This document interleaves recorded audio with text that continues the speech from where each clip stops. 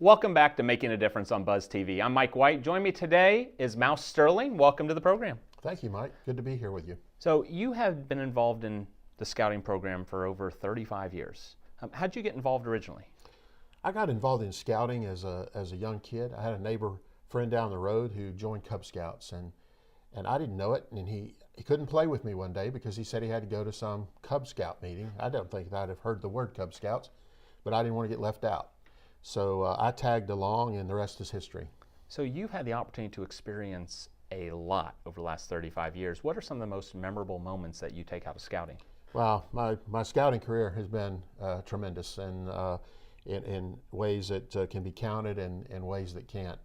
The highlight was really my first trip away from home, so to speak. I was 14. I had just earned my Eagle Scout. I was a quick achiever, and came home with a flyer one day from scout meeting, and my parents swallowed hard and paid up and put me on a plane in Tampa, and I ended up in Japan to the 13th World Jamboree. I was attended that year as the largest World Jamboree in history. There were 64,000 kids there, half of them Americans, and I got to meet and shake the hand of Neil Armstrong, who just a year and a half before had become the first man to walk on the moon, as we know. And what many of your viewers may not know or remember is that Neil Armstrong was himself an Eagle Scout. And that was a thrill. But scouting has taken me many other places. I've been twice to a World Scout Jamboree in Scotland, taking boys there, and also many of the high adventure bases. Canoeing at the Boundary Waters in Minnesota and Canada, hiking the trails at Philmont Scout Ranch, attending national jamborees in Virginia. Just many scout trips with my own scout troop to the mountains of Georgia and North Carolina. Just too many adventures to remember. And there's so many great supporters of scouting. I remember, and I, as a scout, went to the National Jamboree several years back. John Reeser, he called me up one night and said, "Hey, Mike, you want to head up to the Jamboree?" I said, "Sounds good." He says, "Me at St. Augustine Airport tomorrow." And you were there. And we got on Preston Haskell's jet and flew up there in the morning, walked around, and flew back at night. And what incredible experiences came from that, but also shows the support of people like Preston Haskell. And so many in our community are true leaders that went through scouting, have kids in scouting, and support the organization. Right. So what do you take out of as you look at leaders continuing to develop and grow? How do you think it helps them in their careers? Yes.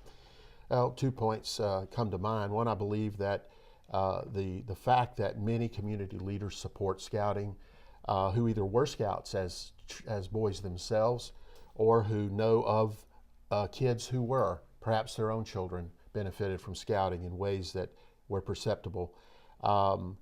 Recognize that the power of the scouting brand is real, that what scouting deposits in the lives of people are qualities and skills and attitudes that last a lifetime. Scouting is a life-changing, a life-transforming experience.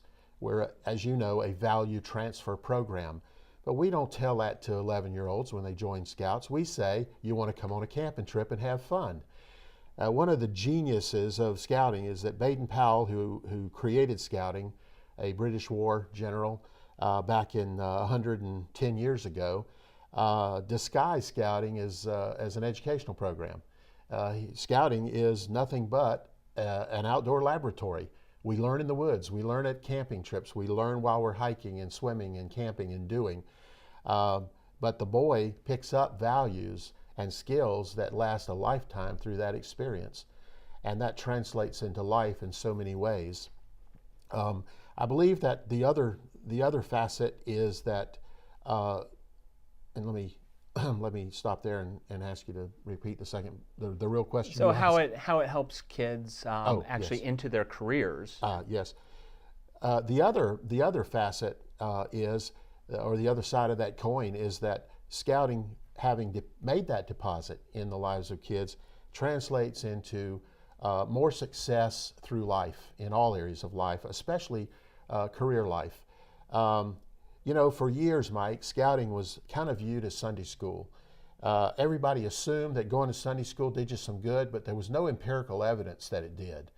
But about 10 or 15 years ago, George Gallup, the great pollster, did a study, conducted a study about the empirical value of scouting, and determined for certainty that boys that stuck with scouting, that really milked the benefits out of the cow.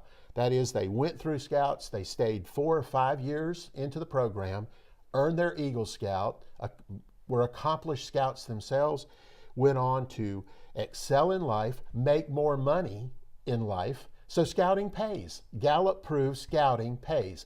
Boys who were Scouts and stuck with the scouting program are paid more money than boys who aren't. Now, if someone wants to get their child into the adventure of a lifetime, where would they go? You know, signing up to be a Scout is easy. You just go to beascout.org. That's beascout.org.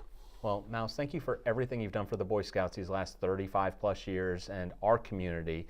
Thank you for joining us on Jacksonville Buzz. We'll see you next time.